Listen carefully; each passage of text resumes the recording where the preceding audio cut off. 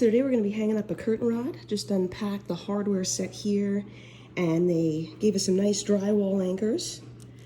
So this is going to be, if you can't find wood with your stud finder, we're going to use these.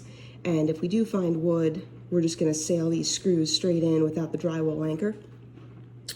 Here we've got our actual curtain rod holders. So it's looking like if you just unscrew that, this slides back and forth so you can adjust the length of the holder from the wall. And they've got this handy retaining screw here, so you just screw that in and out to secure it to the actual rod. So let's grab our stud finder and see what we've got. So now we're going to use our stud finder, see if we're going to be dealing with some drywall or wood here. Also be sure there's no electrical components that we're going to sail our screws right into. So I love this stud finder here because it's got a level, and it'll actually tell you right here on this display if there's some electrical components behind here. Now, looking at this setup, I just see an HVAC vent. I'm not seeing any smoke detectors or anything electrical around this area, so I'm not expecting any electrical interference on this one, but always a good idea to check. So here we've got a stud. That's not going to do us much good because the rod is going to be protruding over the threshold of this corner here. So it's looking like this is where I would want to hang it. And we've got no wood here. No studs, so it looks like we're going to be doing a drywall anchor on each side here. We don't have a choice. If you're hanging something like a TV, you know, something real heavy, you got to get into the wood. But for this small curtain rod, 2 drywall anchors will do just fine. No problem. So next step, measuring the rod. Looks like we've got 4-foot rod on the money there. So I'm going to go up, measure the threshold of the window. All right, looks like we're right at 41 3/4. Of course. What a wonderful number. All right, so we got a 4-foot rod, subtracting the length of the window itself. Divide by 2 to see how many inches on each side, and it's looking like 3 1/8. So I'll measure that. I'm going to grab a pencil and mark that. All right, so there's our 3 1/8. So I'm going to measure that from each side. Grab a pencil, make a little mark, and last thing I've got to do is just measure the height of the curtain. All right, so I measured the length of the curtain, and all is well there. I'm not going to bottom out. Last thing I want to check before I start drilling is just the actual piece of hardware, making sure that where the screw is going to come in is level with where the rod will sit. Some hardware pieces are, you know, 1/4 of an inch off, 1/2 inch off, and you just want to be sure that you don't need to account for that in your measurements. But we are good to go here. That is definitely level with the rod and where it will sit. So we're going to go ahead and start making our first pilot hole.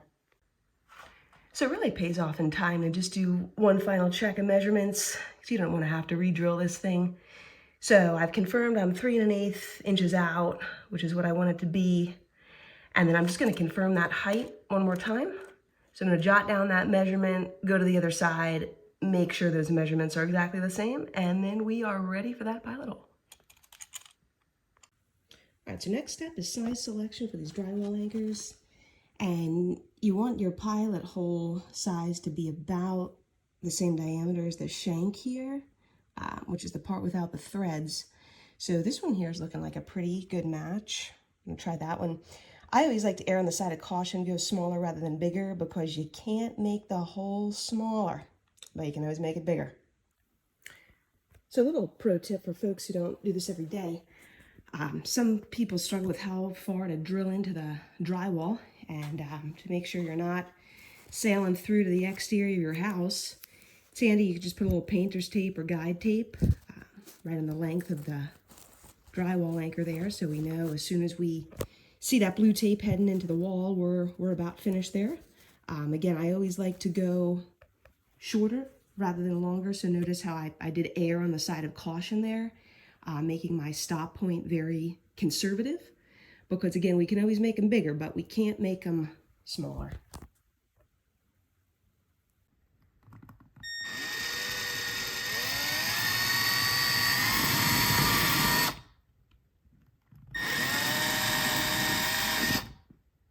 right, so there. See, my blue tape has become flush with the wall. So that's a good stopping point for that first pilot hole. I'm gonna see if the drywall anchor fits in there. All right, so that fit in like a glove. I really just pushed it in. Now this last part, it's not quite flush with the wall, so I'm gonna grab a hammer and jam it in a little bit. You don't want it so loose that you can, be able to push it the whole way. And, pro tip is if you can't quite get it to fit in the first time, you can use that same drill bit size and just kind of waggle it around the hole a little bit. I'll show you guys that on the next one in case your drill bit was a little bit too small.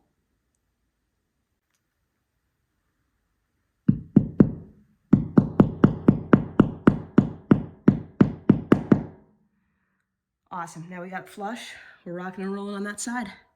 Now for the other one. All right, here we go.